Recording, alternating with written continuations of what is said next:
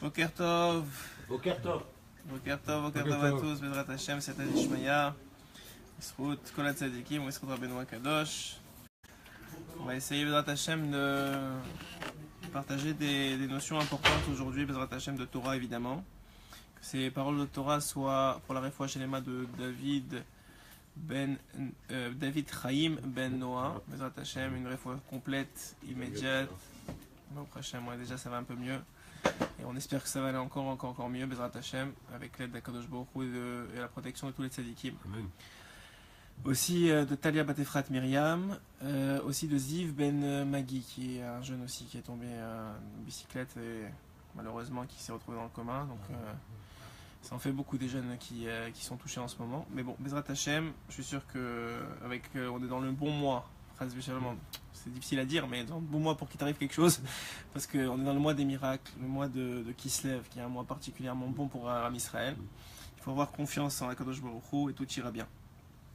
Amen. Donc voilà, donc on va aborder des notions qui sont particulièrement profondes. C'est des notions que des fois j'ai abordées avec vous déjà, mais j'aimerais rentrer dans une notion en particulier, essayer de l'approfondir le plus possible ensemble, à travers évidemment les enseignements de Rabbeinu HaKadosh Rabbi Nachman et ceux de Rabbi Nathan, qui est son élève principal, comme vous le savez maintenant depuis quelques temps qu'on enseigne ensemble la Chassidoute Breslev, même si c'est pas vraiment une Chassidoute. Donc déjà on va commencer avec une notion importante qui est la suivante. La semaine dernière, dans Parashat Vayetze, on a vu que Yaakov est parti de Be'er Shava et il s'est retrouvé chez Haran, chez Lavan. Oui. Il a fait cet aller-retour là. Et il revient cette semaine en Eretz Israël. Avec lui la force de ses enfants, et en particulier celle de Yosef. Yosef, cet enfant si particulier, vous savez que chaque enfant apporte son mazal. Ouais. Quel est le mazal de Yosef? Le mazal de Yosef, c'est le Yosif, c'est d'ajouter. Qu'est-ce qu'il vient ajouter à Yaakov? C'est le premier de ses enfants où il va commencer à gagner sa vie. Qu'est-ce que ça veut dire? C'est-à-dire qu'avec tous les autres enfants, il a juste acquitté les dettes, pendant 14 ans finalement, il a juste acquitté les dettes de ses deux femmes, avec Lavan. Le premier qui va venir ouvrir la porte de la Parnassa chez Yaakov, c'est Yosef. C'est d'ailleurs lui qui va récupérer la Bechora aussi. Et des mains, entre guillemets, si on peut dire comme ça, de Réhouven qu'il a perdu. Et Yosef, évidemment, c'est celui qui va continuer le travail de Yaakov, le tikkun de Yaakov, même si tous les enfants d'Israël le font, toutes les Shvatim vont le faire. Mais Yosef, c'est quelque chose de particulier, on le sait. Déjà aux yeux de Yaakov et de Rachel, sa mère, mais évidemment même dans le principe même de toute la Torah Kula. Et c'est le tzaddik, le plus tzaddik de ses frères, comme on voit. À chaque fois, il y a des madrigotes dans les tzaddikim. Et c'est pas parce que les autres frères sont pas des tzaddikim, c'est aussi des tzaddikim, mais Yosef était à un niveau plus élevé. Et Rabbi Nathan va nous expliquer quelque chose d'assez particulier. Que quel que soit le niveau où on est toujours à la recherche, parce qu'on est juif, et parce que, même en tant qu'homme, de façon générale, mais en particulier chez le juif, on a cet appel à l'intérieur de nous de vouloir grandir, de vouloir évoluer, de vouloir accomplir. Alors des fois, cette recherche intérieure chez l'homme, elle est, on va dire, mal dirigée. Alors c'est la recherche du kavod, c'est la recherche de la réussite, c'est la recherche de « il faut qu'on me voie », c'est la recherche de « Rabbi David, venez vous asseoir ». Alors c'est la recherche de ce genre de choses-là. Mais quand même, on voit qu'il y a chez le juif cette envie de réussir, cette envie d'avancer, il y a une sorte de moteur qui tourne comme ça. Alors quand il est bien dirigé, c'est un moteur qui t'amène de plus en plus haut dans la Avodat Hashem. Quand il n'est pas très bien dirigé, on le retrouve dans les médias ou le business ou d'autres situations comme ça. Vous êtes là, c'est déjà énorme. Et donc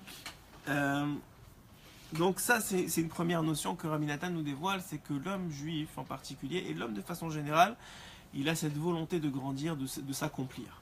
Il y a une sorte de volonté d'accomplissement qui est interne chez l'homme. Maintenant, nous dit Rabbi Nathan, à chaque fois que l'individu il veut accomplir, il veut avancer, il y a un processus qui doit être enclenché. Ce processus-là, il implique une force contraire. Ça veut dire que dès qu'il y a dans la picture, dans l'image de la vie de l'homme, une avancée spirituelle en particulier, mais une avancée quelconque, mais une avancée spirituelle, puisqu'on est ici dans un cours de Torah. Donc, une avancée spirituelle, il faut pour que cette avancée, elle s'accomplisse, pour que cette avancée, elle se concrétise, il faut qu'il y ait une force contraire qui force l'individu à aller au-delà de sa limite présente et atteindre le niveau supérieur. Ok? Comme pour l'élève alpha d'alim, comme quand vous allez au gym. Vous voulez passer de 10 à 20, eh ben vous n'êtes pas encore au niveau de 20, mais vous commencez à pousser, et plus ces forces-là, plus vous forcez, plus le muscle va commencer, au début ça fait mal, mais au muscle ça va commencer à s'habituer, plus après ça vous êtes au niveau de 20, c'est plus difficile pour vous, et vous montez comme ça, degré par degré. Au niveau spirituel, c'est, nous dit Rabbi Nathan, un peu la même idée, c'est que on est dans une situation où il y a une sorte cette volonté, elle est toujours là, mais elle doit se concrétiser comment? Lorsqu'il y a une volonté contraire qui vient te forcer à passer au niveau supérieur. Ok? Maintenant, on dit Rabbi Nathan quelque chose d'extraordinaire, c'est que des fois, cette volonté contraire, elle est mal comprise par l'homme. Qu'est-ce que ça veut dire? Ça veut dire qu'un homme, on va prendre un exemple très simple. Un homme, ça fait une dizaine d'années qu'il a fait tchouva. Ouais, il a pris sur lui beaucoup de choses. Et Baruch Hashem, il a été très matzliach dans sa tchouva. Il a bien réussi sa tchouva. On va dire, maintenant, aujourd'hui, c'est plus pour lui un problème de faire Shabbat. Ok? Et puis, du jour au lendemain, il se réveille avec un Yetzerara particulier, de justement, qui lui rend très très très difficile la tâche d'accomplir le Shabbat. Il commence à être, ne plus avoir le même envie, la même motivation. Il sent qu'il est baissé, presque il veut plus. Peut-être même des fois il va transgresser, nous dit Rabbi Nathan. Peut-être des fois il va même tomber complètement. Et là, qu'est-ce qu'il va se dire? Ben, cet individu-là, il va dire, écoute, si c'est comme ça, et vous pouvez le prendre dans toutes les notions, le Shabbat c'est une notion un peu plus précise, mais dans toutes les notions de l'individu, c'est comme ça, nous dit Rabbi Nathan. C'est qu'il y a un moment où ou même dans l'étude de la Torah, on a des fois des élans d'études, et il y a des périodes où c'est difficile. Ça baisse, et tu te dis, attends, tu veux plus te réveiller, tu veux plus aller étudier, et tu es dans une situation comme ça, et tu te dis, attends, je comprends pas. Qu'est-ce que ça veut dire? Ça veut dire quoi? Ça veut dire que toutes ces années où j'ai fait tchouva, ils ne valent rien, puisque le Yetzerara qui me s'est présenté aujourd'hui devant moi, en tout cas la sensation que j'ai de moi, la vision que j'ai de moi, elle est autant, si ce n'est pire, qu'avant que j'ai commencé la tchouva. Donc qu'est-ce que ça veut dire? Ça veut dire que ce que j'ai fait, ça vaut rien? Ça veut dire que finalement, mon niveau, c'est que du pipeau et c'est que du cinéma, et en vérité, mon niveau, il est bien moindre que ce que je croyais vraiment. Et à ce moment-là, lorsque l'homme se laisse prendre à ce jeu-là, me dit Rabbi Nathan, alors à ce moment-là, il a une grande chance de rentrer dans une grande hazvout, dans une grande détresse émotionnelle, et de se retrouver à être d'une tristesse telle qu'il va croire qu'effectivement son niveau est beaucoup beaucoup plus bas et que c'était juste du cinéma jusqu'à maintenant, et ça va lui prendre beaucoup beaucoup plus de difficultés de remonter. Alors que Rabbi Nathan te dit au contraire, un homme qui voit que ça va pas, c'est la preuve que quand ça allait, c'était la vérité. Pourquoi? Parce que, nous dit Rabbi Nathan, quand ça va pas, c'est le principe même qu'effectivement tu es en train de monter. Alors c'est incompréhensible. Si hier j'avais un cheshek extraordinaire d'étudier la Torah, et aujourd'hui j'ai même plus envie d'ouvrir un livre, comment je peux être plus haut aujourd'hui que hier? Alors, il rapporte un Zohar qui dit comme ça. Le Zohar il dit que dimanche, Yom Rishon, c'est toujours plus haut que lundi. Excusez-moi, Yom Rishon, c'est toujours plus haut que Shabbat. En quel sens? Shabbat, c'est Kodesh. C'est Kodesh Kodashim même, c'est Olam Haba, c'est Ma'en Olam Haba, dit le Zohar Kadosh, ouais. Comment le Yom Rishon peut être plus haut que Shabbat? Et Rabbi Nathan explique, mais le Zohar le dit aussi, c'est que puisque le dimanche, tu as un Shabbat de plus en toi, hein, donc toi, tu es forcément plus haut dimanche que Shabbat, même si tu te sens plus proche d'Hachem le Shabbat. Parce que Shabbat, c'est Men Olam Haba. Mais dimanche, tu as le Shabbat derrière toi, donc tu l'as déjà en toi. Et ce dimanche-là, en vérité, qu'est-ce qu'il fait? Il ne fait que préparer le Shabbat qui vient. Donc quoi? Et ce Shabbat qui vient, il sera encore plus haut que le Shabbat qui vient de passer. Donc Rabbi Nathan dit que la vie d'un homme, même, disons, dans le pire des cas où vraiment il tombe et il faute, même à cette faute-là, il est quand même plus haut que quand il était à un niveau qu'il pensait être plus haut. Pourquoi? Parce que la vie est faite, on l'a vu la semaine dernière avec l'échelle, la vie c'est une échelle qu'on monte, mais Rabbi Nathan il donne une petite distinction, c'est que c'est plusieurs échelles accolées l'une à l'autre. Et qu'une fois que tu passes un certain cap d'une échelle à l'autre, même si tu tombes au plus bas de la deuxième échelle, tu ne perdras jamais la première échelle que tu as acquise, c'est-à-dire le premier niveau que tu as acquis. Quel que soit le tombé que tu vas faire, puisque la mitzvah, le niveau spirituel en vérité, c'est une révélation de Dieu en toi, puisque c'est une association de Dieu à toi et que Dieu est l'éternel, donc ça, personne ne pourra jamais te l'enlever.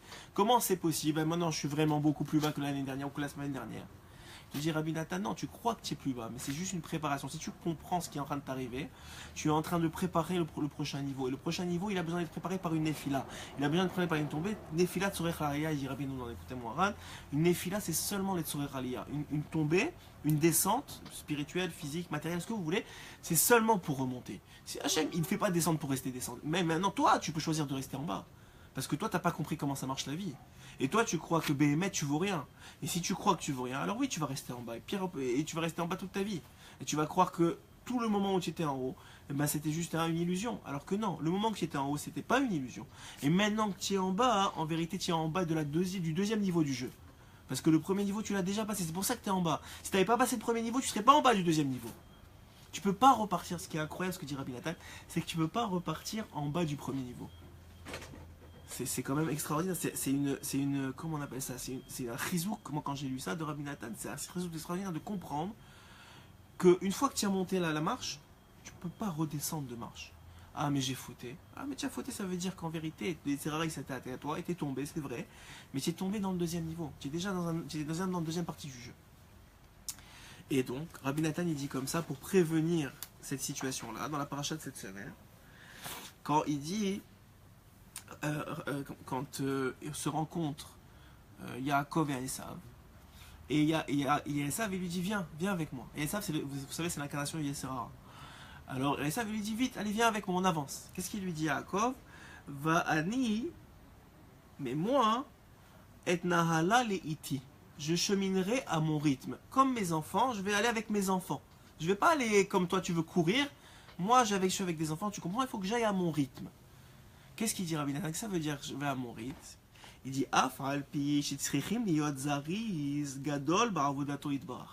même si c'est vrai qu'un homme il doit être zariz, il doit se dépêcher, s'empresser de grandir dans la avodat Hashem. Afal pichen, malgré ça, ifshar litrok et hashara. C'est pas possible pour un homme de litrok et hashara. Sachez que litrok et hashara, c'est-à-dire en termes traduction littérale, c'est de précipiter le moment, Et Troketacha, il dit c'est pas possible pour un homme. Ça veut dire quoi? Ça veut dire que quand tu crois que tu es dit Troketacha, tu le fais pas vraiment. Quand tu crois que tu précipites le moment, quand tu crois que tu acquiers quelque chose rapidement, en vérité tu n'acquiers rien du tout. C'est que de l'illusion, c'est du Yetzer Hara, c'est du Esav. En vérité, tout ce que tu es en train de faire, tu es en train de te tirer une balle dans le pied. Parce que quand tu vas réaliser que tu n'as rien acquis du tout et que tu as perdu plus que tu as acquis, même si on a compris que dans cette perte-là, on est dans le même niveau, tu es en train de perdre plus que tu acquiers quand tu fais ça, alors en vérité, nous dit Rabbi Nathan, c'est pas, tu as Yitrok et Tachar. Il nous dit Rabbi Nathan, les Chazal dans la Torah, que ça c'est la faute d'Adam Rishon. Là, c'est quoi la faute d'Adam Rishon? C'est que la pomme, ou en tout cas, c'est pas la pomme, c'est le fruit ou l'action qu'il a faite qui a de la faute, ouais. S'il avait fait la même action Shabbat, c'est-à-dire 6 heures plus tard, elle lui était due, elle lui était réservée, c'était à lui. Mais puisque lui, il est trop ketachar, il a avancé le temps, alors que lui, il pensait bien faire. Mais le Serrari, il s'est habillé le serpent, le venin du serpent, il lui a dit, tu sais quoi, tu vas devenir comme Hachem, tu vas être comme Hachem. Alors que Hachem, c'est ça sa volonté c'est quoi? C'est de donner. Mais c'était pas le moment de recevoir. Donc lui, il a voulu prendre de force, parce que c'était pas le moment de prendre. Et bien à ce moment-là, dit Rabbi Nathan, tu te fais plus de mal que de bien. Hein? Il a rien pris du tout. Au contraire, il a pris la faute et toutes les conséquences qui vont avec. Rak leler ou litnahel le at le at. Il dit, vous savez que les derniers mots de Rabbeinu avant de partir de ce monde, il a dit, ces derniers deux mots, c'était les at, doucement, doucement. On n'est pas là pour précipiter quoi que ce soit, on est là pour prendre à chaque niveau spirituel ce qu'il y a à prendre. Et ne pas se croire qu'il y a un chien qui nous court derrière et nous on doit courir derrière. C'est pas comme ça que ça marche. Il faut avoir une assise spirituelle forte. Si on ne réussit pas à avoir une assise spirituelle forte, on perd souvent plus que qu'on gagne. Il dit ici, Bifrina Tabal et Taher, et ça c'est aussi important d'avoir un raf pour ça, parce que souvent on n'a pas le recul nécessaire pour voir qu'est-ce qui est bien et qu'est-ce qui n'est pas bien, on veut juste avancer, c'est normal. On a cette envie de se rapprocher, surtout quand ça va bien, et de prendre le maximum. Bifrina Tabal et Taher, Mesayahin lo, Omrim lo Hamten. On lui dit à ce moment-là, attends. Et de la même façon que Yaakov il a dit à son frère, que les enfants ils sont jeunes, et moi j'avancerai à mon rythme, c'est-à-dire au pas de ceux qui m'accompagnent aussi, c'est-à-dire qu'on ne laisse pas les gens derrière, on est avec tous ceux qui sont autour de nous. Mais Yesh Bazé Arben et Daber, il dit il y a de ça, de quoi faire. Maintenant, ça c'est déjà une notion qu'il faut comprendre pour ne pas tomber trop souvent dans ces montées et descentes, c'est de prendre le temps d'avancer. Ça, c'est une première chose. Maintenant, la deuxième chose que je voulais aborder avec vous, c'est une notion qui est extrêmement importante à comprendre. C'est que Rabbi Nathan, il dit donc que ce Yetzer Hara là, c'est quoi? Le Yetzer Hara principalement. Je vous dis, il y a un Rav Amekoubal qui est venu... en tout cas, il y a un Amekoubal que j'ai entendu il n'y a pas très longtemps, même très récemment. Il a dit, vous savez, c'est quoi le problème de la génération? Il a demandé, c'est quoi le problème de la génération? Alors, tout le monde s'attendait à ce qu'ils disent. Vous savez, il y a les harayot, il y a les mauvaises mœurs, l'internet, ce que vous voulez. Et vous voyez ce qu'il a répondu? Il a répondu, tout le monde est assez surpris. Ce Rav, il a dit, vous savez, c'est quoi le problème de la génération? Le problème de la génération, c'est l'isolement, la solitude et la dépression.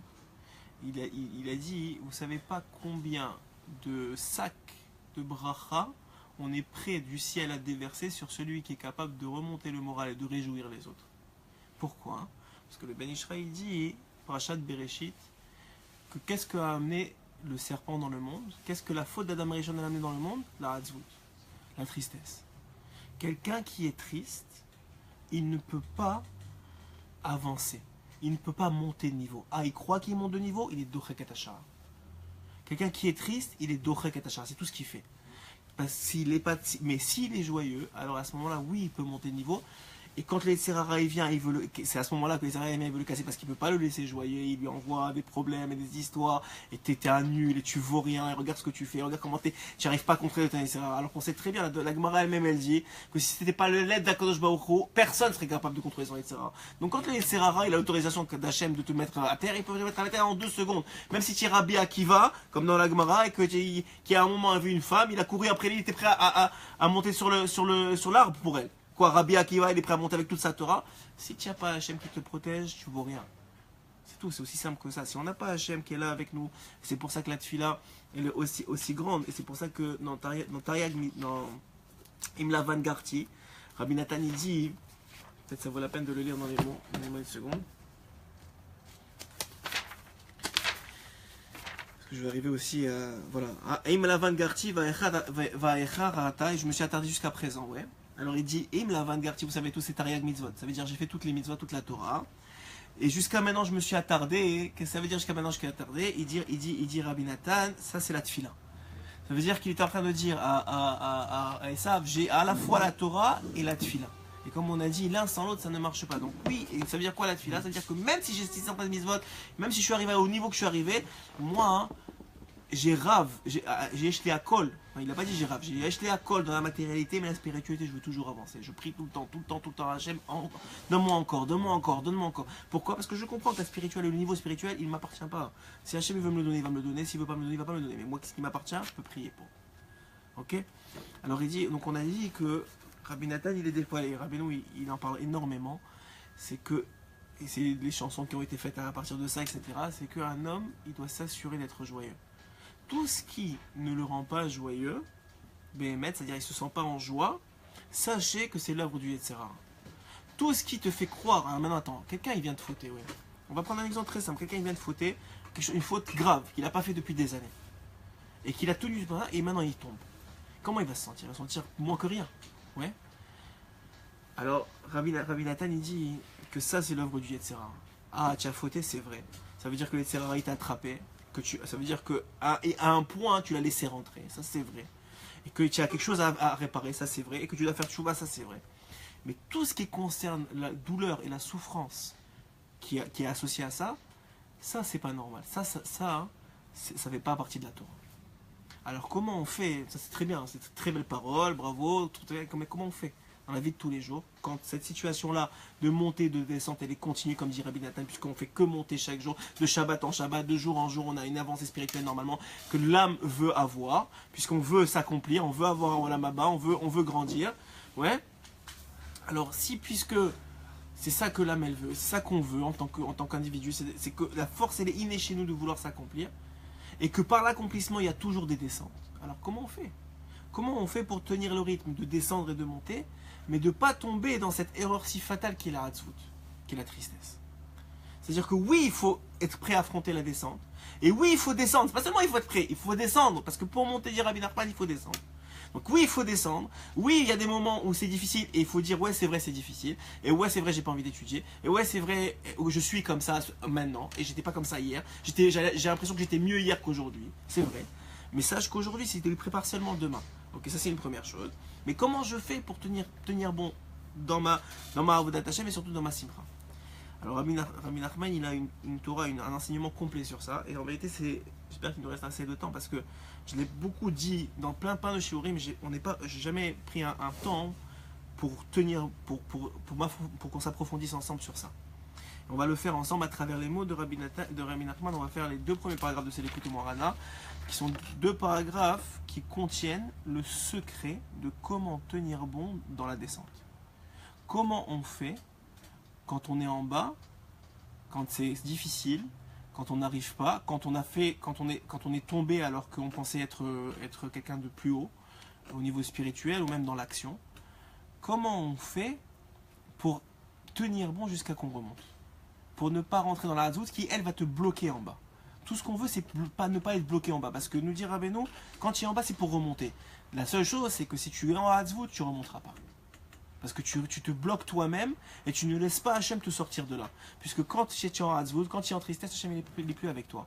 Comme on a vu avec Yaakov. Yaakov, il n'avait pas les rois HaKodesh pendant que Yosef, il était 22 ans sans lui. Ouais. D'ailleurs, Derech Hagav, puisque j'y pense avant de commencer ça, pourquoi est-ce qu'il a été puni, Yaakov? J'ai écouté ce chidouch, je le trouve très beau sur la paracha. Pourquoi est-ce que Yaakov il a été puni 22 ans d'avoir perdu son fils pendant 22 ans?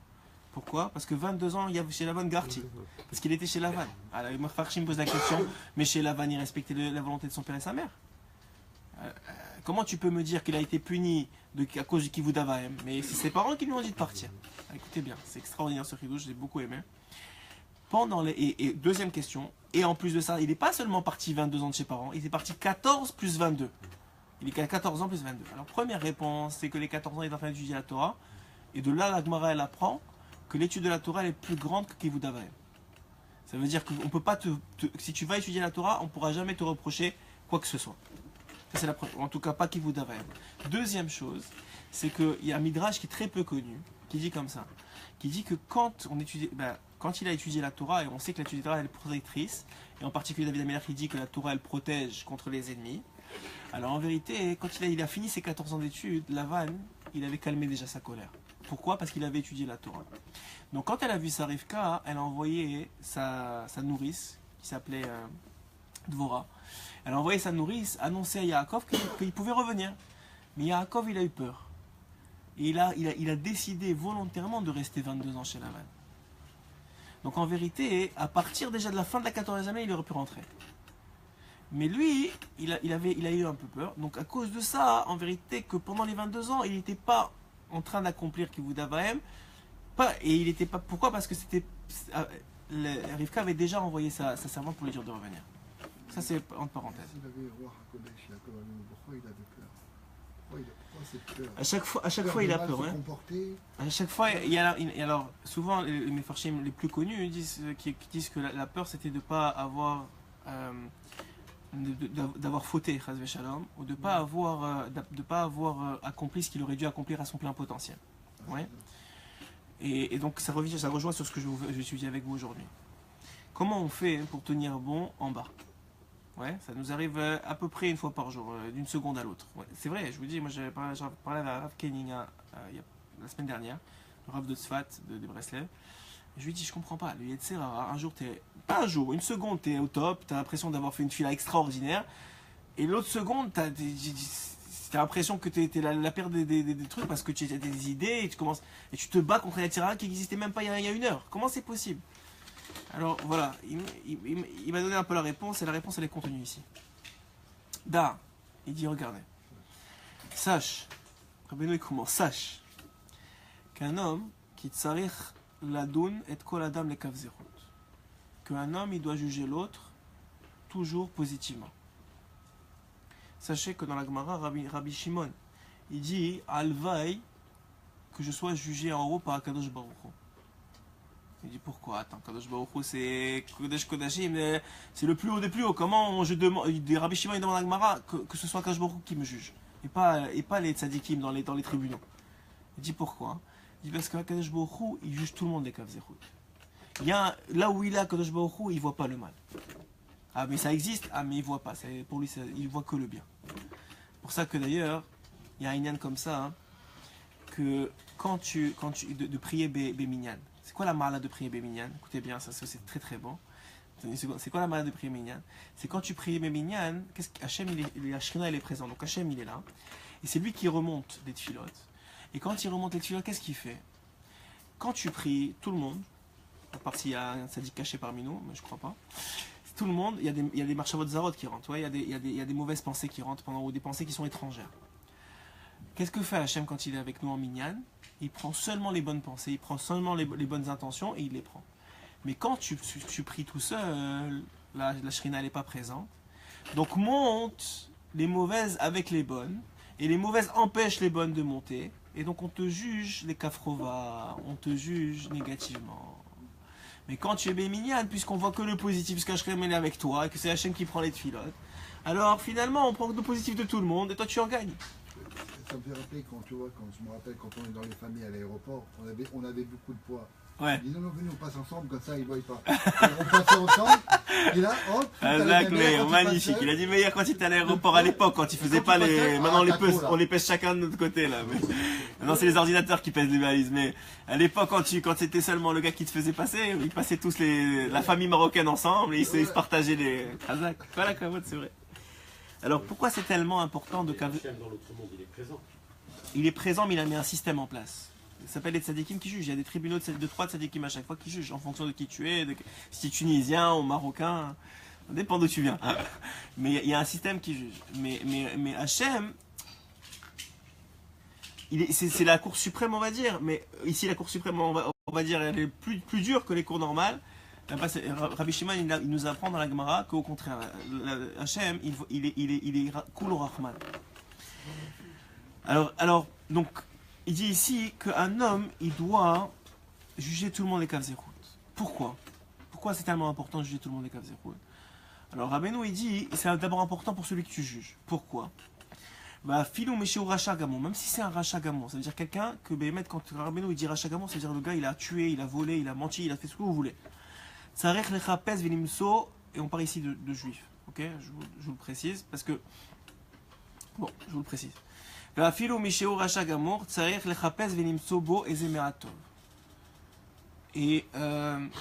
même si c'est un Racha Gamon, il faut que tu essaies de trouver en lui quelque chose de bien. Chez Beoto Amrat et no Racha, que dans cette chose de bien, il n'est pas mauvais, il n'est pas Racha. Chez Motsebo Meratov, et à travers le fait que tu arrives à trouver chez lui quelque chose de bien. Vedano Kutov le Kavzerut, et que tu le juges bien. Aliedeze Maale Oto Behemet le Kavzerut, Behemet. Rabbeinu il dit, grâce à ça, vraiment, tu l'élèves à un niveau de jugement positif. Qu'est-ce que ça veut dire? Je vais vous expliquer ce que ça veut dire. Alors, ce que ça veut dire, c'est la chose suivante. Premièrement, il faut comprendre. La halakha claire et stricte, on ne parle pas de Rabbeinu ici, la halakha claire et stricte, c'est que si vous avez quelqu'un qui transgresse Shabbat devant vous, ok? Alors, si c'est un tzaddik, et quelqu'un que vous savez qui vient tous les jours à la synagogue, que vous n'avez jamais vu transgresser et qu'il a un bon nom, alors vous êtes obligé, même à pied halakha, de dire écoute, je comprends pas la situation, sûrement qu'il doit aller chercher un malade, sûrement qu'il doit faire quelque chose de truc. Il faut que tu trouves, ok? Dans la situation. Mais si le gars, c'est connu que c'est un rachat, ok? Alors tu n'as pas de mitzvah de le donner kavzerut. Bon, c'est bien, c'est Midat Chassidout, mais c'est pas une mitzvah. C'est-à-dire, si tu le fais pas, c'est pas grave. Et ce dont on parle ici, Rabbeinu, c'est pas cette situation. C'est pas de juger une situation. Tu vois quelqu'un qui fait mal, quelqu'un qui respecte pas, qui crie, qui fait quelque chose de mal. Chaz v'shalom, même ils disent les commentateurs sur ce côté moral. Chaz v'shalom de dire c'est bien ce qu'il fait.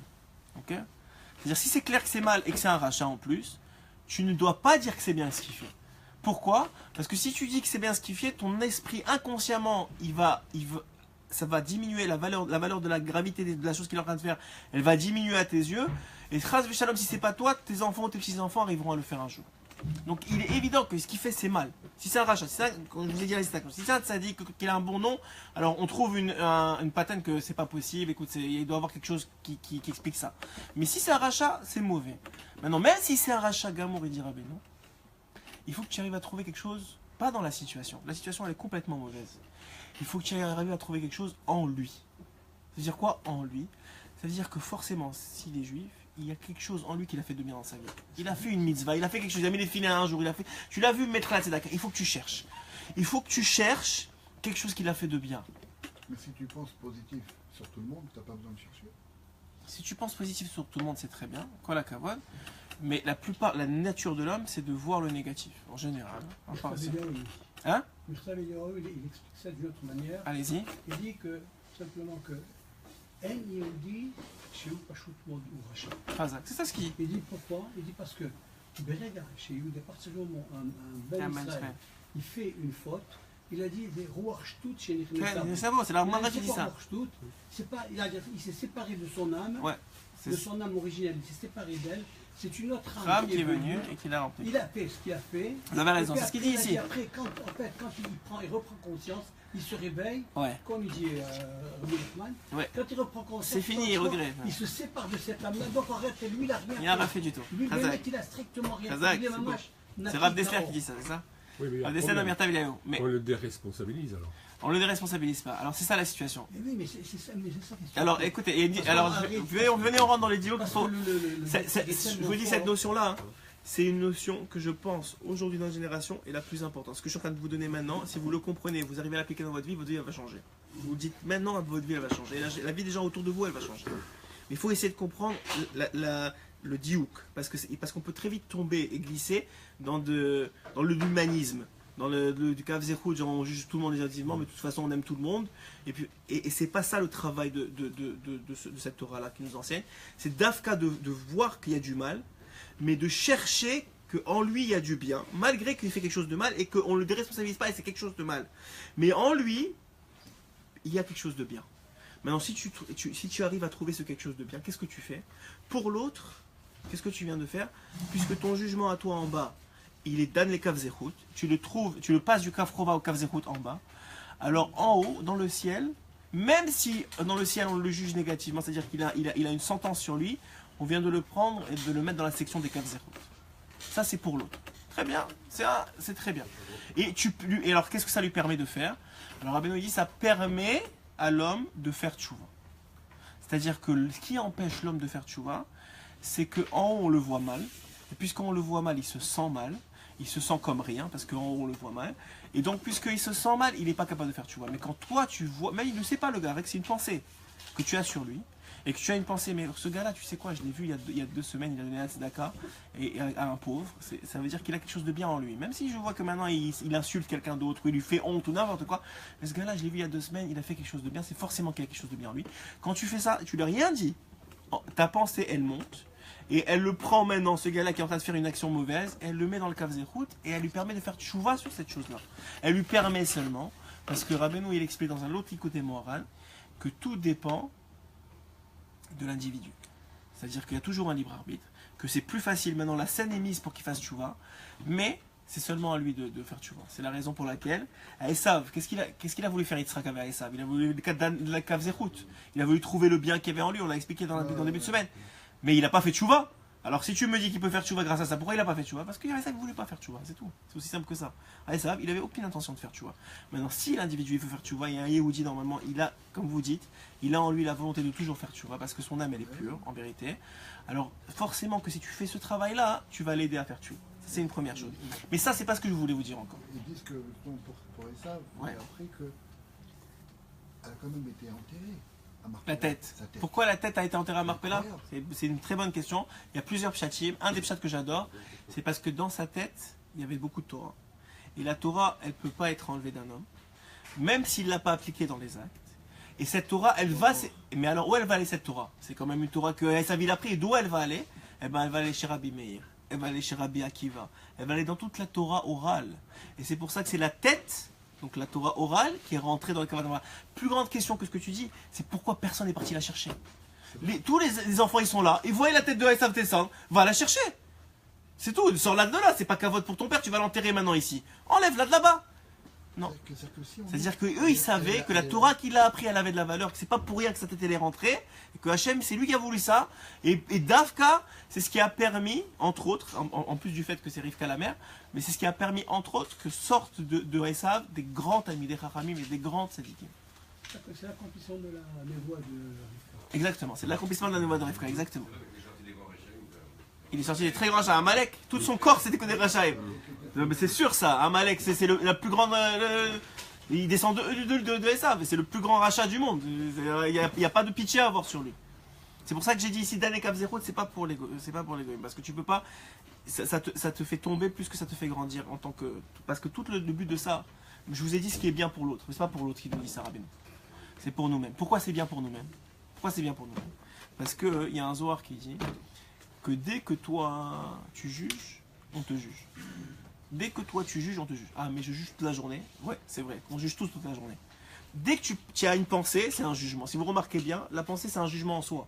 Dès que tu vois une situation, tu as tout de suite une pensée. La pensée c'est un jugement, c'est-à-dire que tu viens de catégoriser à tes yeux la situation ou l'individu. Ouais. Donc ça en fait, c'est un jugement.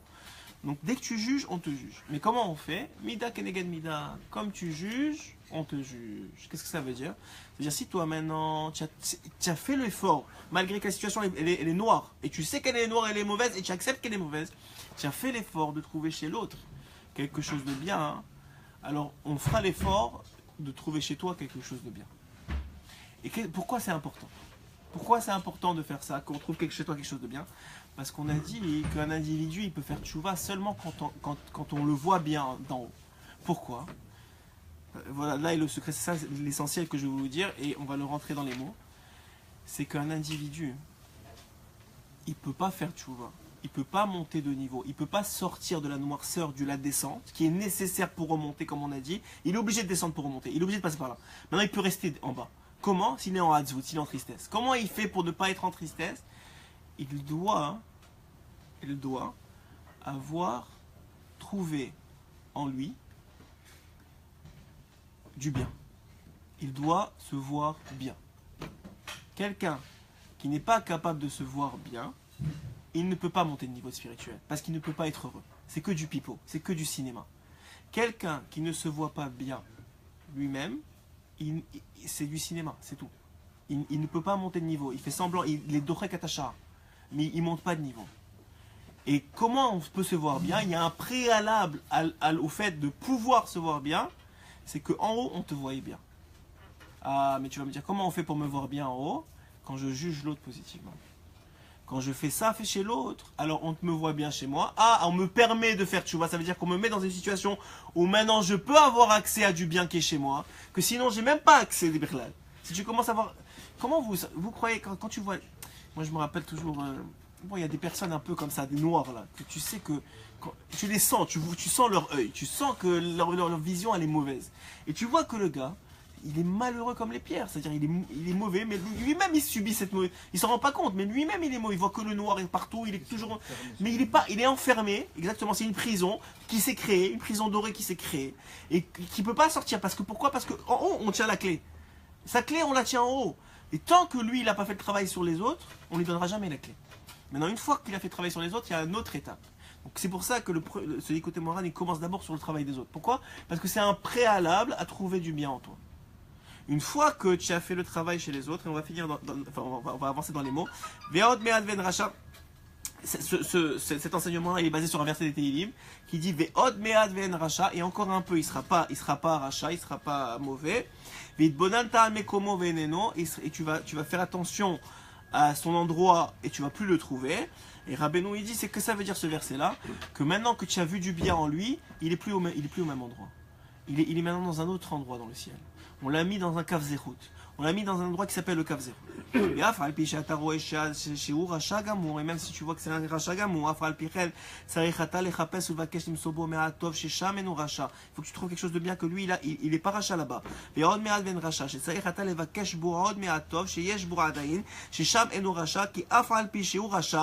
même si lui c'est Racha, c'est pas possible qu'il n'ait pas encore en lui quelque chose de bien. Qu'est-ce que ça veut dire encore en lui? Alors c'est un autre ridouche, c'est que quand un juif il fait quelque chose de bien dans sa vie, ça reste avec lui. Et c'est encore en lui, même quand il fait du mal. C'est encore en lui, c'est Adaïn. Il y a encore en lui quelque chose de bien que tu peux trouver. Qui eref chercher lo asa eze mitzvah ou d'avoir tov miyamav, va les déser shatamot seboad me'atov, chez sham eno racha, va t'adan auto les kavzechut, aller déser atamaale auto. Grâce à ça, tu le montes, béhémet, le niveau, et tu arrives à le trouver vraiment.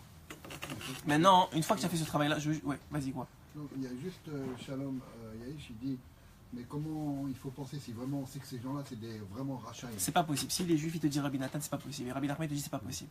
Il a forcément du bien. Il a fait une mitzvah dans sa vie. Ça veut dire qu'il a. C'est quoi une mitzvah? Il faut que vous compreniez quelque chose.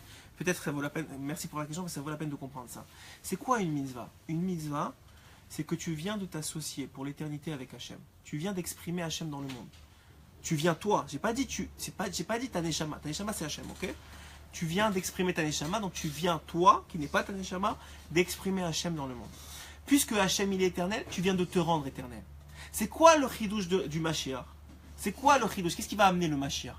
Le Mashiach, la fin, après, selon les différentes déroutes, il y aura plusieurs niveaux, ouais. Mais la fin des fins, c'est qu'on va se réunir avec Hachem, ouais. Ah, même si je n'ai pas compris. Tout ça pour qu'on revienne à l'étape initiale. L'étape initiale, c'est qu'on était un avec Hachem. On a fait tout ce travail-là pour se réunir avec Hachem. Mais alors, ça ne sert à rien. On était déjà unis avec Hachem, puisqu'on est devenu une partie d'Hachem. Non, écoute bien, écoute ce chidouche meir. En vérité, la différence entre avant le monde et après le monde, en tout cas ce monde, parce qu'il y en a qui disent qu'il y a plusieurs fois 7000 ans, et qu'on est seulement à la 4e fois. Et que chaque 7000 ans, il fait élever de niveau. C'est-à-dire que les animaux, ils deviennent hommes, et les pierres, ils deviennent trucs. Bon, en tout cas, je ne vais pas vous rentrer dans ça. C'est une débat. Mais tout ça, c'est pour vous dire qu'en tout cas, dans les 7000 ans qui nous concernent à nous, puisqu'on est dans ces 7000 ans-là, et qu'on est les acteurs de ces 7000 ans à nous, alors à ce moment-là, quoi? Qu'est-ce qui va différencier de avant la création du monde de après la création du monde? Puisqu'on de toute façon, on va tous revenir à l'unité d'Hachem. C'est qu'en même temps qu'être un, on va être tous nous-mêmes. Qu'est-ce que ça veut dire? Il faut comprendre parce que c'est une notion extrêmement importante à comprendre. C'est que avant que Hachem il crée ce monde, on était inclus en lui, puisqu'on l'a dit, tout est inclus en lui, c'est normal. La partie neshamatique, elle est inclue en lui. Sa neshama, c'est une partie d'Hachem. Donc elle était inclue en lui, mais il n'y avait pas de distinction. C'était tout lui. Ouais. Maintenant, une fois qu'on a passé tout ce mahalach, ouais, et qu'on va arriver à la fin après Mashiach, on va être re-inclus en lui, mais on va savoir qui on est. Ça veut dire que Abraham, tu vas rester Abraham pour l'éternité. Mais tu vas être inclus dans Hachem. Mais tu vas être Abraham dans Hachem. Tu vas être Abraham dans Hachem. Et ça, c'est le plus grand plaisir qui existe. Parce que tu vas avoir conscience de ton individualité inclus dans Hachem. Et ça, c'est le chidouche de tout le Beriat HaOlam, de tout le fait qu'on doit passer par toutes les épreuves, de tout le fait, comme il dit le Ramchal, qu'il faut passer maintenant dans ce monde-ci et pas directement dans la Maba, etc. Et la Triata Mechi, mais toutes les étapes et toutes les votes. Pourquoi? Pour arriver à construire un être parfait, aussi grand qu'Hachem, qui soit une partie d'Hachem, mais une individualité en même temps. Il faut personnaliser la relation. Il faut personnaliser la relation avec Hachem en étant inclus dans lui. Et ça, c'est tout ce qu'on est en train de faire maintenant, c'est pour ça. C'est ça la finalité, c'est ça le but ultime, c'est ça l'éternité de splendeur et de bonheur qu'on aura avec lui. C'est-à-dire qu'il s'est détaché d'une partie de lui pour la récupérer à la fin, mais cette partie, elle saura qu'elle a été détachée et qu'elle a finalement un peu gagné sa place. C'est pour ça quelque chose. Rabbi Nathan, je m'éloigne, mais c'est pas grave. Rabbi Nathan, il pose une question, une bombe de questions. Il dit, à la création de l'homme, il a demandé, vous savez, c'est ce midrash connu, que Hachem il a demandé aux anges, est-ce qu'on devrait créer l'homme? Et les anges, ils ont dit non, il va faire des fautes, etc. Alors, et qu'est-ce qu'il a répondu à Hachem? Mais vous ne connaissez pas, est-ce que vous ne connaissez pas mon niveau de Rahmanout? Est-ce que vous ne connaissez pas mon niveau de bonté? Ça veut dire, je vais créer l'homme, et même s'il faute, je serai bon avec lui, ouais. Alors, Rabbi Nathan, il dit, je comprends pas. Les anges, ouais, ils ont été créés pourquoi? Ils ont été créés par pur Rahmanout. Les anges, ils ont même pas, ils ont aucun mérite d'exister. Ils ont existé parce que Hachem a voulu qu'ils existent. Et ils n'ont pas de libre arbitre, ils n'ont aucun mérite, Birlal. C'est matenatrinab, c'est un cadeau gratuit que Hachem leur fait. Ouais. Donc ils comprennent c'est quoi le niveau de Rahmanout.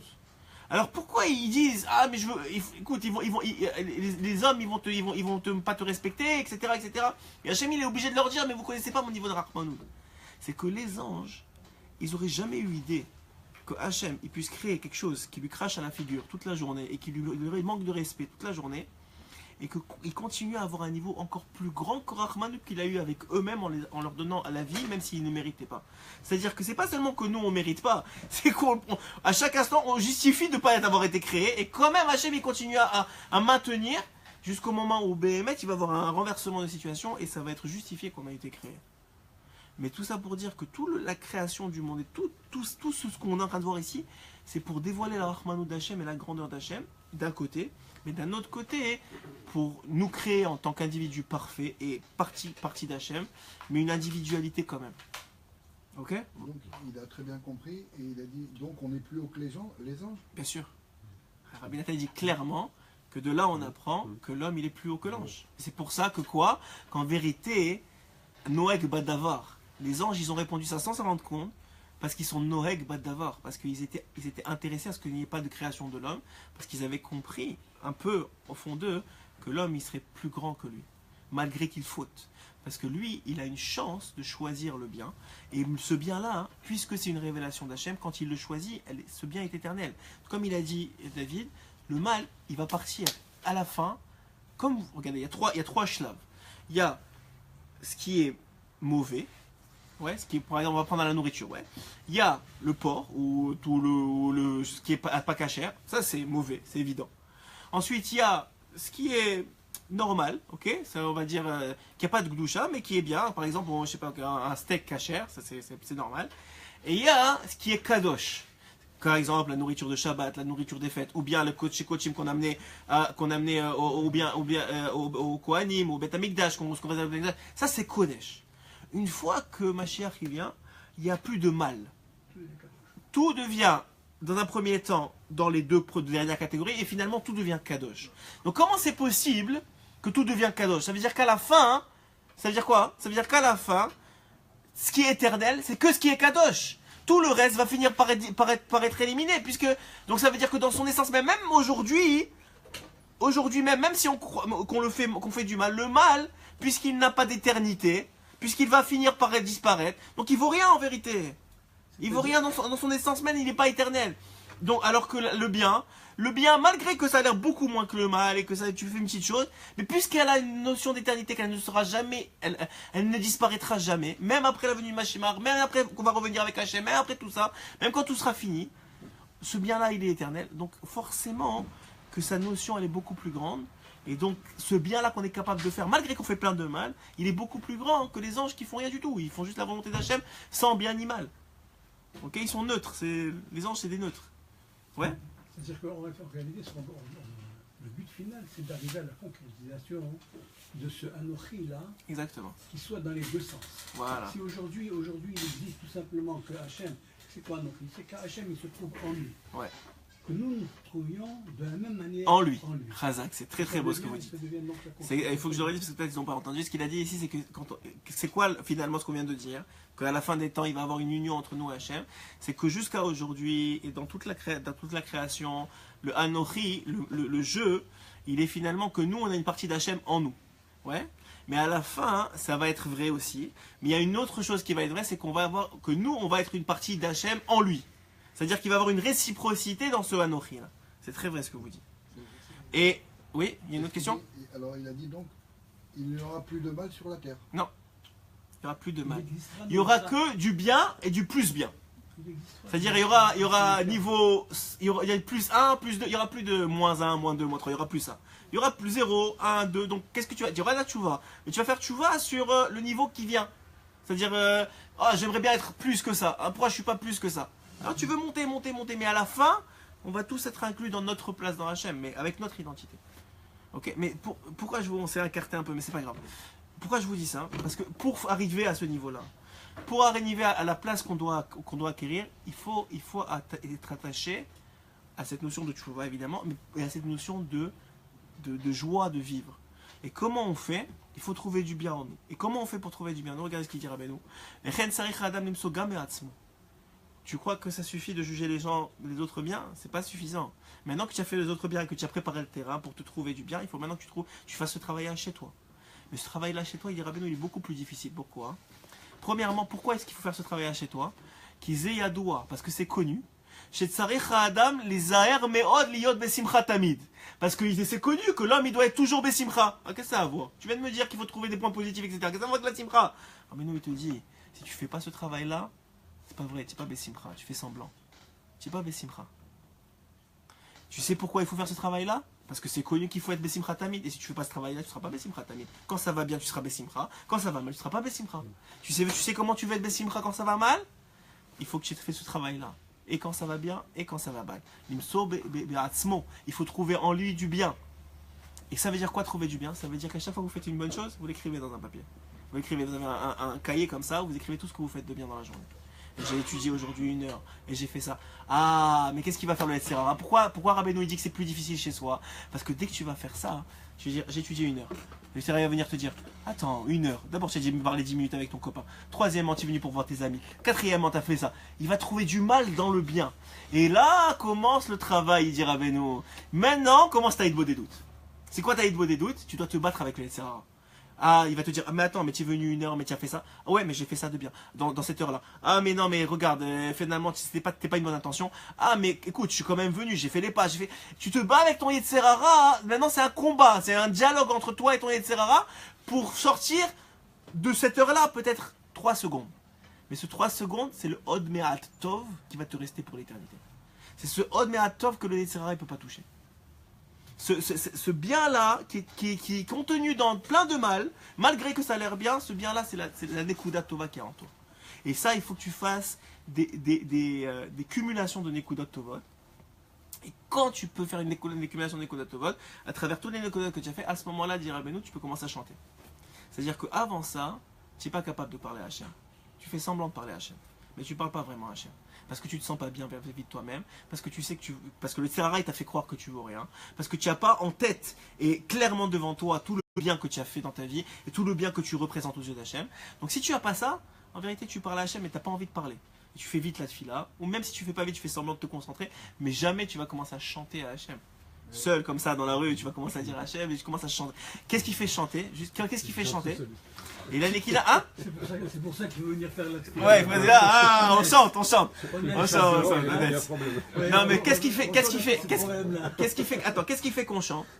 Il dira, ben nous c'est quoi la chanson? C'est des notes. Ouais. C'est quoi la différence entre une chanson et du bruit? C'est quoi la différence? Bah, la voix elle est mêlée. Non, oublie, non. Une mélodie. C'est quoi la différence entre une mélodie et du bruit? C'est quoi la différence? il y a des hauts et des bas. C'est harmonieux. C'est harmonieux. En même temps, C'est quoi? Ça veut dire quoi que c'est harmonieux? D'abord il y a des hauts et des bas, c'est vrai. C'est harmonieux.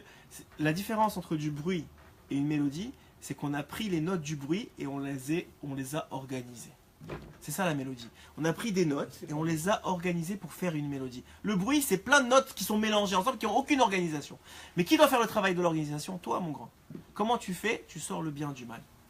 Quand tu sors le bien avec les Nekudot Tovot que tu as ramassés, tu fais une mélodie. Et là, tu peux chanter à Hachem. Et il dit, Rabbeinu, cette Negina-là, c'est le plus haut niveau de Avodat Hachem que tu peux trouver.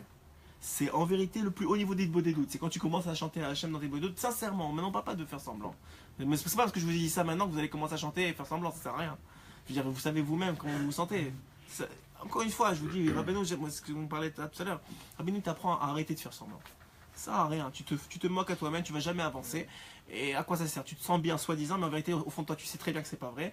Donc en fait, tu te sens encore plus mal. Ça sert à quoi? Ça sert à rien. Alors il dit comme ça, il dit, tu sais ce que tu fais? Premièrement, alors venez en récapituler. Premièrement, tout ce que tu vois, tu donnes les kavzerhout. C'est-à-dire la situation, c'est vrai, elle est mauvaise. Mais ce gars-là, il faut que je trouve quelque chose chez lui qui l'a fait de bien. Ah, il est venu à la tefila, je le vois à la tefila, c'est qu'il est à la tefila, c'est déjà super. Il y a quelque chose qui est bien, ok? Maintenant, il s'énerve à la tefila, mais il est à la tefila. Ok, ça veut dire qu'il a quelque chose de bien. Quand tu fais ça, c'est même pas pour lui que tu fais ça. C'est vrai que tu l'aides. C'est vrai que c'est même pas pour lui que tu fais ça, c'est pour toi. Parce que en haut maintenant, on va te juger comme tu l'as jugé. Donc on va te permettre de te faire le travail, le second travail. C'est quoi le second travail? C'est de trouver du bien en toi. Comment tu fais pour trouver du bien en toi? Comment tu fais pour trouver du bien en toi? À ce moment-là, tu commences à accumuler. Je sais pas c'est qui m'avait dit ça, je pense que c'est la fois qu'on avait parlé de ça, Moshe m'a dit que est-ce que c'est de la gava? C'est pas de la gava, c'est un travail de notre génération. De prendre, d'accumuler le bien que tu as fait. Et quand tu vas commencer à faire ça, lui, il va te dire, ah mais attends, mais ça c'est pas bien, et ça y est, en vérité c'est pas complètement bien. Et si tu vas jouer avec lui, tu vas dire c'est vrai, tu as raison. Ça c'est pas bien, mais il y a une partie de bien dans ça. Ça c'est pas bien, mais il y a une partie de bien dans ça. Il y a quelque chose, même dans la faute, j'ai fauté, mais regarde, le lendemain j'ai fait tchouva, c'est une partie de bien dans la faute. Et comme ça tu vas pouvoir ne pas rester en bas. Tu vas pas laisser la hazwout te passer, et tu vas pas être dans une passive. Comme vous voyez dans un verre d'eau, s'il reste passif le verre d'eau, qu'est-ce qui arrive? Il commence à avoir de l'écume dessus, il commence à avoir des bactéries, commence à avoir. Mais si ça n'arrête pas de bouger, jamais il pourrit, jamais il n'y a rien qui pourrit quand ça bouge. Ouais, c'est seulement quand ça reste là. Donc si tu fais pas ce travail-là, tu laisses les terrains s'accumuler sur toi. Et il fait de l'écume, il commence à gérer. Mais si tu te non-stop, tu te renouvelles, et tu fais ce travail-là de chercher le bien, et de toujours ajouter des nekudot tovot à ta mélodie, alors à un moment tu vas chanter. Parce que tu vas te sentir bien avec toi-même et avec l'autre. Et quand tu vas te sentir bien avec toi-même, c'est pas que tu n'as pas fauté, c'est pas que tu tombes pas. Mais tu comprends, tomber c'est pour monter. Et quand je tombe, je fais le maximum pour plus retomber, ou en tout cas pour tomber moi, et avancer dans le Haïnyan. Et ça, c'est la nekuda principale de notre génération. Et comme je vous ai dit au début du cours, le kabbaliste dont j'ai entendu, il a dit c'est quoi le problème de la génération principale? C'est quoi? C'est la solitude. La solitude, d'ailleurs, c'est très beau qu'il ait dit ça. C'est quoi la solitude? C'est justement de se retrouver coupé d'un environnement positif. C'est ça la solitude, c'est de te retrouver tout seul et de voir que le mal en toi. C'est ça la solitude, c'est vraiment une bonne doute négative. C'est ça la solitude. Et finalement de te finir en tristesse. C'est-à-dire quoi? Que la tristesse. Exactement, la tristesse. Quand quelqu'un est triste, il ne peut pas avancer nulle part, exactement. Nulle part. Et même quand il avance. Ouais, et même quand il avance, c'est ce qu'on a dit au début, voilà, même quand il, alors il dit ici, même quand il avance, il est juste en train de faire que d'achat. Regardez, il dit mais attendez, mais le gars il a rien fait de sa vie, le gars il est chiloni, il a rien fait. Il dit mais comment c'est possible qu'il a jamais fait une mitzvah dans sa vie? C'est pas possible, même si tu as mis tes filines à 13 ans, on te les a mis de force, mais tu as fait quelque chose. Et à ce moment-là qu'il a ce niveau-là. Alors, il peut commencer à évoluer. Le but, c'est pas de rester là. C'est pas de faire semblant de dire j'ai fait mes à 13 ans, alors ça tout va bien. C'est pas ça qu'on a dit. C'est pas que ça va bien. Mais c'est un point de départ pour monter l'échelle. Et comment on monte l'échelle? Alors écoutez, ça c'est un chidouche. Il faut que je vous le dise parce que c'est un chidouche. Accrochez-vous à vos chaises. Écoutez bien. Rabbeinu il dit, ça c'est le deuxième shlav, c'est avec soi-même. Il y a un troisième shlav, c'est avec Hachem. Comment ça? Comment on fait pour juger Hachem les kavzerhout? Il dit, quand il arrive une situation dans ta vie ou dans la vie des autres, et que tu trouves le bien dans cette situation, tu viens de juger Hachem les kavzerhout. Tu viens de juger Hachem les kavzerhout. C'est Hachem que tu as jugé les kavzerhout. Hein? Qu'est-ce qu'on dit? Baruch Dayan Haemet. Même dans les mauvaises choses. Mais il dit, au Mashiach on dira tout, Baruch Atov HaMetiv. C'est encore un peu nuancé. Pourquoi? Parce qu'on sait que c'est la fin. Mais c'est pas seulement ça. Mais dès que par exemple, il t'arrive, je sais pas moi, il y a un pneu qui crève, ouais, quelqu'un il a un pneu qui crève. Et maintenant il dit attends, mais c'est pas. Tu trouves quelque chose de bien dans la situation. Il y a quelqu'un qui vient t'aider, tu dois acheter, vous voulez montrer qu'acheter le Rabbi Israël il est bon. Tu fais quelque chose, tu trouves une situation, tu viens de les kavzerhout. Et c'est ça le hénian de tout, même. C'est Minashamaim. Moi, il y a toujours beaucoup de providences ici dans les chiours, mais c'est Minashamaim qu'on parle de ça. Dafka dans ce mois-ci qui se lève, qui est le mois de la Oda'a, qui est le mois du remerciement. Comment tu peux remercier? Seulement quand tu donnes les kavzerhout. Quand toi tu es bien avec toi-même et que tu comprends qu'il n'y a que du bien et que tu avances dans ce hénian de bien. Et je vous dis, ça a l'air enfantin ces enseignements-là, mais c'est le problème principal, c'est le shoresh, il dira Benou, c'est la source de toute la maladie de la génération, de tout le fait qu'on ne fait pas de chouva, de tout le fait qu'on reste dans les mêmes problèmes, qu'on a l'air d'être un hamster qui tombe dans les mêmes histoires jour après jour, qui tombe dans les mêmes. C'est juste qu'on ne fait pas ce travail-là. Qu'on n'arrive pas à s'asseoir et à dire voilà, qu'est-ce que j'ai fait de bien et de chanter avec ces négoudotes-là et d'être bien. Parce que le mal, il existe. Le mal, il existe. Mais il faut savoir que puisqu'il est temporaire, il est. Rav Neria, on étudiait un peu la semaine dernière, et je pense que c'est au début de cette semaine. Il m'a dit, je lui ai dit comment ça va? Il m'a dit la vérité, j'ai plein de mal. Mais ce que j'ai fait, j'ai mis 2 barrières là, de chaque côté et je les regarde pas. Je le laisse dehors, je le regarde pas. Il y a plein de choses qui vont mal, mais je ne le regarde pas. Et j'avance, et j'avance. Il est souriant, il étudie la Torah, il accumule. Comme ça, qu'est-ce qu'il fait? Il accumule de l'éternité. Parce que de toute façon, le mal, il va s'en faire anyway. Donc si tu focuses sur lui, si tu te concentres sur lui, qu'est-ce que tu fais? Tu perds de ton éternité. Mais le mal en lui-même, c'est déjà un bien. C'est déjà un bien quand tu le vois en bien. Mais si tu restes en Hazvout, bien sûr, c'est ce qu'on a dit. C'est que le mal, il te permet de grandir. C'est ça qui te permet de grandir. Il faut une force contraire pour que tu puisses grandir. Tu ne peux pas faire autrement. Mais il dit, c'est ça les kaf zerhoud, ve'automatam, haïnou shiroah, shegam ha-mitzvah va'adavar shebikdusha, shezachar ha'asotu gam ken, malé peniot vershavot. Même s'il voit que dans toute la mitzvah qu'il a faite, il y a quand même des mauvaises choses, il prend le bien de ça. Il arrive à se concentrer sur ça. Quand tu fais ces 3 shlavim, premièrement avec l'autre, deuxièmement avec toi-même, troisièmement avec Hachem, tu viens de toucher ton éternité. Tu viens de toucher la vraie vie que Hachem il veut pour toi. Hachem, il t'a jamais demandé d'être triste. Hachem, il t'a jamais demandé d'être triste. Il t'a demandé de grandir, de monter l'échelle. Et il faut comprendre ce niveau-là. Que le Yetzer Hara, il est contrôlé par Akadosh Baruch Hu. Que même Rabbi Akiva ou des très grands, ils allaient tomber. C'est seulement leur Torah qui les a protégés. Donc ça veut dire quoi? C'est seulement ces points positifs qui te protègent. Et si tu n'es pas conscient de ces points positifs-là, ils ne te protégeront pas. Il faut que tu sois conscient de ces points positifs. C'est seulement ça qui te protège. C'est seulement ça qui te laisse remonter à chaque fois que tu retombes.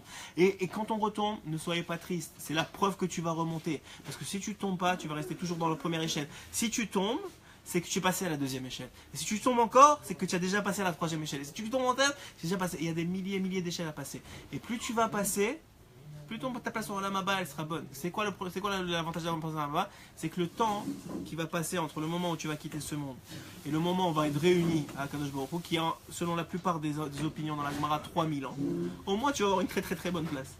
À la fin, tu vas reprendre ta place anyway. Même le plus grand des rachats, il va reprendre sa place. Pourquoi? Parce que Hachem, il veut une unité.